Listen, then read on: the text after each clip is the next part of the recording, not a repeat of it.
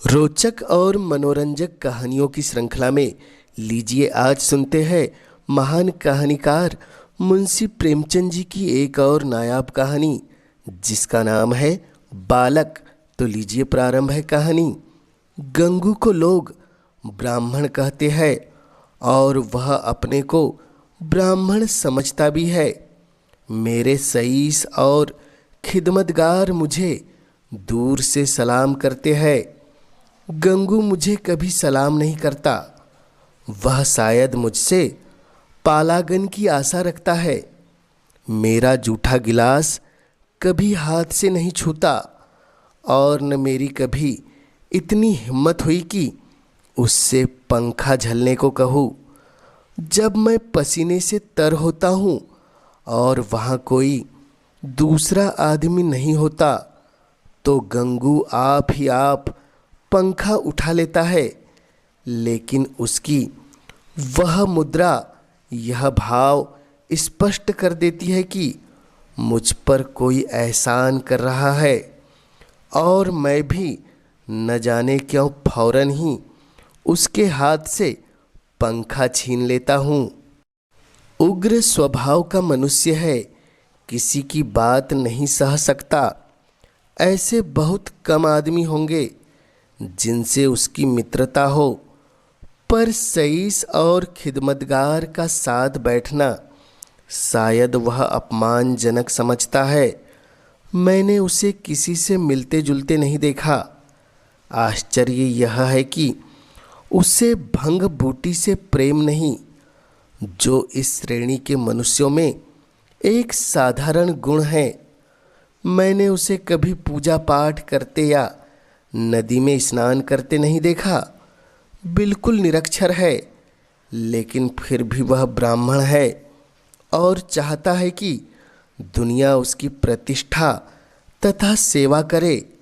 और क्यों न चाहे, जब पुरखाओं की पैदा हुई संपत्ति पर आज भी लोग अधिकार जमाए हुए हैं और उसी शान से मानो खुद पैदा किए हो, तो वह क्यों उस प्रतिष्ठा और सम्मान को त्याग दे जो उसके पुरखाओं ने संचय किया था। यह उसकी बपौती है। मेरा स्वभाव कुछ इस तरह का है कि अपने नौकरों से बहुत कम बोलता हूँ। मैं चाहता हूँ जब तक मैं खुद न बुलाऊं कोई मेरे पास न आए। मुझे यह अच्छा नहीं लगता कि जरा सी बातों के लिए नौकरों को आवाज़ देता फिरूं। मुझे अपने हाथ से सुराही से पानी उड़ेल लेना, अपना लैंप जला लेना, अपने जूते पहन लेना या अलमारी से कोई किताब निकाल लेना इससे कहीं ज़्यादा सरल मालूम होता है कि हिंगन और मैकू को पुकारूं। इससे मुझे अपनी स्वेच्छा और आत्मविश्वास का बोध होता है। नौकर भी मेरे स्वभाव से परिचित हो गए हैं और बिना ज़रूरत मेरे पास बहुत कम आते हैं। इसलिए एक दिन जब प्रातःकाल गंगू मेरे सामने आकर खड़ा हो गया तो मुझे बहुत बुरा लगा। ये लोग जब आते हैं तो पेशगी हिसाब में कुछ मांगने के लिए या किसी दूसरे नौकर की शिकायत करने के लिए। मुझे ये दोनों ही बातें अत्यंत अप्रिय है। मैं पहली तारीख को हर एक का वेतन चुका देता हूँ और बीच में जब कोई कुछ मांगता है तो क्रोध आ जाता है। कौन 2-2 4-4 रुपए का हिसाब रखता फिरे। फिर जब किसी को महीने भर की पूरी मजूरी मिल गई तो उसे क्या हक है कि उसे 15 दिन में खर्च कर दे और ऋण या पेशगी की शरण ले। और शिकायतों से तो मुझे घृणा है। मैं शिकायतों को दुर्बलता का प्रमाण समझता हूँ या ठकुर साहित्य की क्षुद्र चेष्टा। मैंने माथा सिकुड़कर कहा, क्या बात है, मैंने तो तुम्हें बुलाया नहीं। गंगू ने तीखे अभिमानी मुख पर आज कुछ ऐसी नम्रता, कुछ ऐसी याचना कुछ ऐसा संकोच किया कि मैं चकित हो गया। ऐसा जान पड़ा वह कुछ जवाब देना चाहता है, मगर शब्द नहीं मिल रहे हैं। मैंने जरा नम्र होकर कहा, आखिर क्या बात है, कहते क्यों नहीं?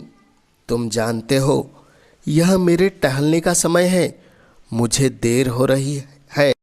गंगू ने निराश भरे स्वर में कहा, तो आप हवा खाने जाए, मैं फिर आ जाऊंगा। यह अवस्था और भी चिंताजनक थी।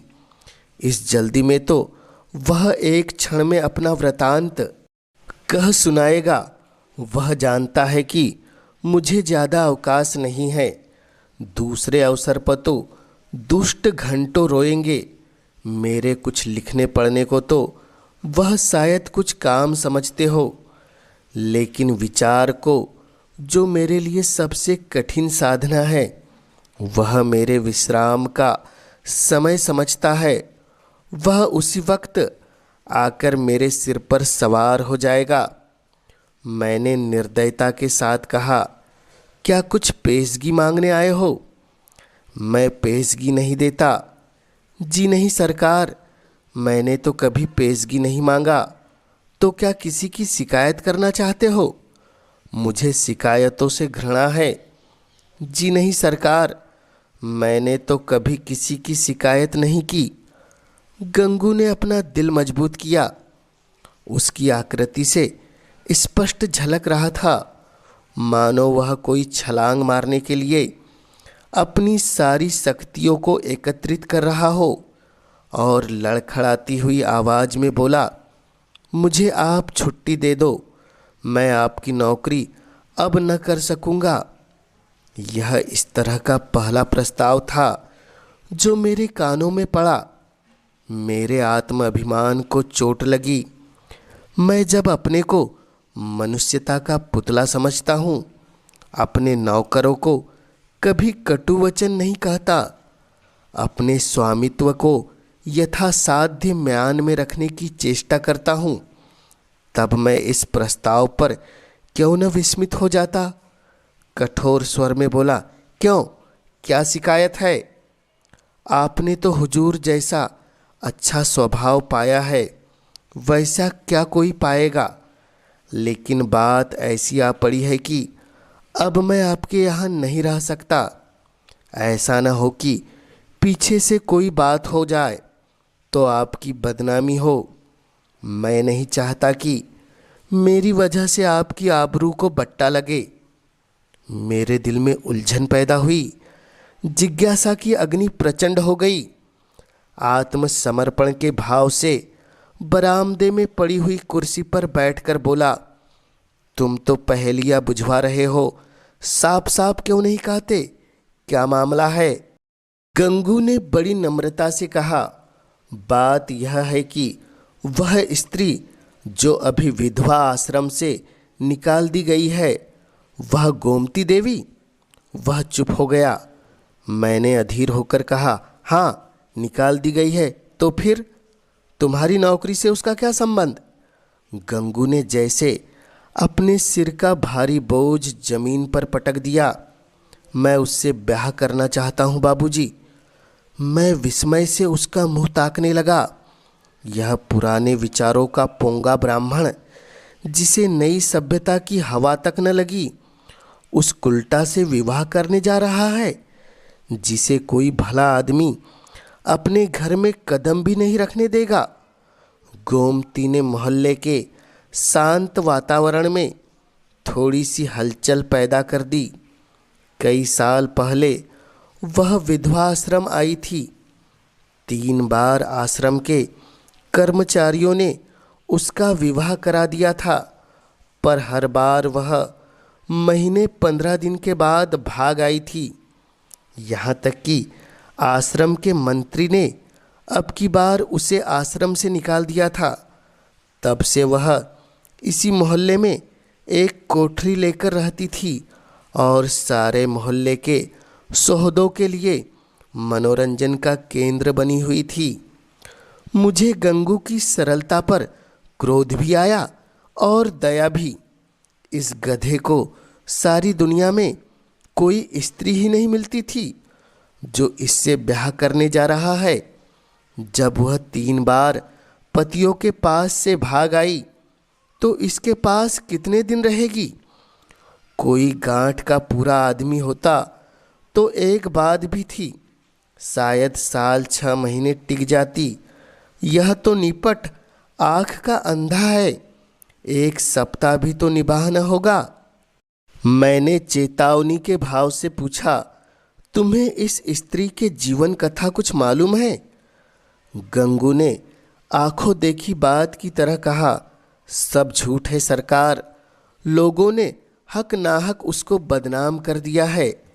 क्या कहते हो, वह 3 बार अपने पतियों के पास से नहीं भाग आई? उन लोगों ने उसे निकाल दिया तो क्या करती? कैसे बुद्धू आदमी हो, कोई इतने दूर से आकर विवाह करने ले जाता है, हजारों रुपए खर्च करता है इसलिए कि औरत को निकाल दे। गंगू ने भावुकता से कहा, जहाँ प्रेम नहीं है हुजूर, वहाँ कोई स्त्री नहीं रह सकती। स्त्री केवल रोटी कपड़ा ही नहीं चाहती, कुछ प्रेम भी चाहती है। वे लोग समझते होंगे कि हमने एक विधवा से विवाह करके उसके ऊपर कोई बहुत बड़ा एहसान किया है। चाहते होंगे कि तन मन से वह उनकी हो जाए, लेकिन दूसरे को अपना बनाने के लिए पहले आप उसका बन जाना पड़ता है हुजूर। यह बात है। फिर उसे एक बीमारी भी है, उसे कोई भूत लगा हुआ है। कभी कभी बकझक करने लगती है और बेहोश हो जाती है। और तुम ऐसी स्त्री से विवाह करोगे? मैंने संदिग्ध भाव से सिर हिलाकर कहा, समझ लो जीवन कड़वा हो जाएगा। गंगू ने शहीदों जैसे आवेश में कहा, मैं तो समझता हूँ मेरी जिंदगी बन जाएगी बाबूजी, आगे भगवान की मर्जी। मैंने जोर देकर पूछा, तो तुमने तय कर लिया है? हाँ हुजूर, तो मैं तुम्हारा इस्तीफा मंजूर करता हूँ।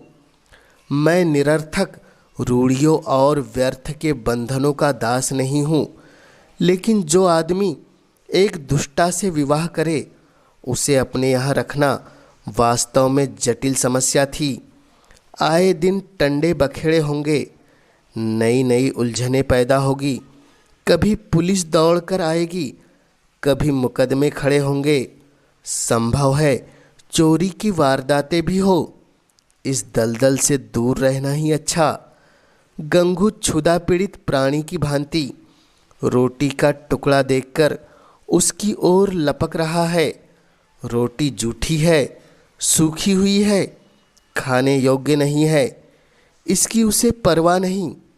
उसको विचार बुद्धि से काम लेना कठिन था। मैंने उसे पृथक कर देना ही अपनी कुशलता समझी। 5 महीने गुजर गए। गंगू ने गोमती से विवाह कर लिया था और उसी मोहल्ले में एक खपरेल का मकान लेकर रहता था।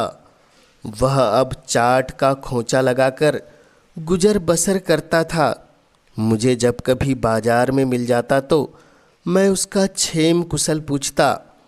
मुझे उसके जीवन से विशेष अनुराग हो गया था। यह एक सामाजिक प्रश्न की परीक्षा थी, सामाजिक ही नहीं मनोवैज्ञानिक भी। मैं देखना चाहता था इसका परिणाम क्या होगा। मैं गंगू को सदैव प्रसन्न मुख देखता, समृद्धि और निश्चिंतता के मुख पर जो एक तेज और स्वभाव में जो एक आत्मसम्मान पैदा हो जाता है, वह मुझे यहाँ प्रत्यक्ष दिखाई देता था। रुपए 20 आने की रोज बिक्री हो जाती थी। इसमें लागत निकालकर 8-10 आने बच जाते थे। यही उसकी की जीविका थी। किंतु इसमें किसी देवता का वरदान था, क्योंकि इस वर्ग के मनुष्यों में जो निर्लज्जता और विपन्नता पाई जाती है, इसका वहाँ चिन्ह तक न था। उसके मुख पर आत्म विकास और आनंद की झलक थी, जो चित्त की शांति से ही आ सकती है। एक दिन मैंने सुना कि गोमती गंगू के घर से भाग गई है। कह नहीं सकता क्यों। मुझे इस खबर से एक विचित्र आनंद हुआ। मुझे गंगू के संतुष्ट और सुखी जीवन पर एक प्रकार की ईर्ष्या होती थी। मैं उसके विषय में किसी अनिष्ट की, किसी घातक अनर्थ की, किसी लज्जाप्रद घटना की प्रतीक्षा करता था। इस खबर से इस ईर्ष्या को सांत्वना मिली। आखिर वही बात हुई जिसका मुझे विश्वास था। आखिर बच्चा को अपनी अदूरदर्शिता का दंड भोगना पड़ा। अब देखे बच्चा कैसे मुंह दिखाते हैं। अब आंखें खुलेगी और मालूम होगा कि लोग जो उन्हें इस विवाह से रोक रहे थे उनके कैसे शुभचिंतक थे। उस वक्त तो ऐसा मालूम होता था मानो आपको कोई दुर्लभ पदार्थ मिलना हो, मानो मुक्ति का द्वार खुल गया है। लोगों ने कितना कहा कि यह स्त्री विश्वास के योग्य नहीं है, कितने को दगा दे चुकी है, तुम्हारे साथ भी दगा करेगी, लेकिन इन कानों पर जू तक न रेंगी। अब मिले तो जरा उसका मिजाज पूछूं, कहूँ क्यों महाराज, देवी जी का यह वरदान पाकर प्रसन्न हुए या नहीं। तुम तो कहते थे वह ऐसी है और वैसी है, लोग उस पर केवल दुर्भावना के कारण दोष आरोपित करते हैं। अब बतलाओ किसकी भूल थी। उसी दिन संयोगवश गंगू से बाजार में भेंट हो गई।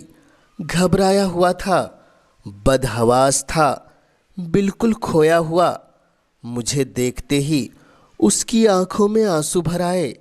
लज्जा से नहीं, व्यथा से मेरे पास आकर बोला, बाबूजी, गोमती ने मेरे साथ विश्वासघात किया। मैंने कुटिल आनंद से लेकिन कृत्रिम सहानुभूति दिखाकर कहा, तुमसे तो मैंने पहले ही कहा था, लेकिन तुम माने ही नहीं। अब सब्र करो, इसके सिवा और क्या उपाय है।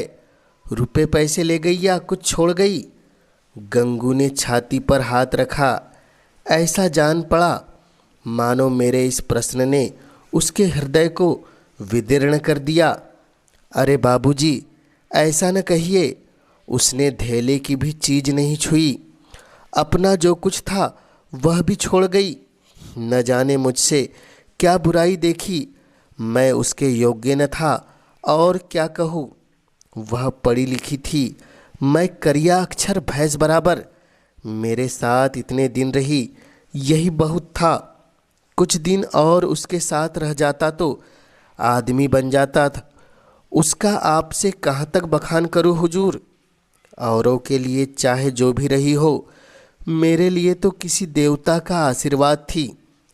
न जाने मुझसे क्या ऐसी खता हो गई, मगर कसम ले लीजिए जो उसके मुख पर मैल तक आया हो। मेरी औकात ही क्या है बाबूजी, 10-12 आने का मजूर हूँ, पर इसी में उसके हाथों इतनी बरकत थी कि कभी कमी नहीं पड़ी। मुझे इन शब्दों से घोर निराशा हुई। मैंने समझा था वह उसकी बेवफाई की कथा कहेगा और मैं उसकी अंधभक्ति पर कुछ सहानुभूति प्रकट करूंगा, मगर उस मूर्ख की आंखें अब तक नहीं खुली। अब भी उसी का मंत्र पढ़ रहा है। अवश्य ही इसका चित्त कुछ अव्यवस्थित है।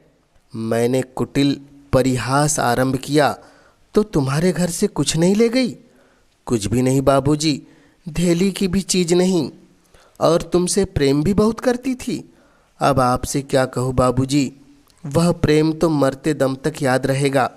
फिर भी तुम्हें छोड़कर चली गई, यह तो आश्चर्य है बाबूजी। स्त्रिया चरित्र का नाम कभी सुना है?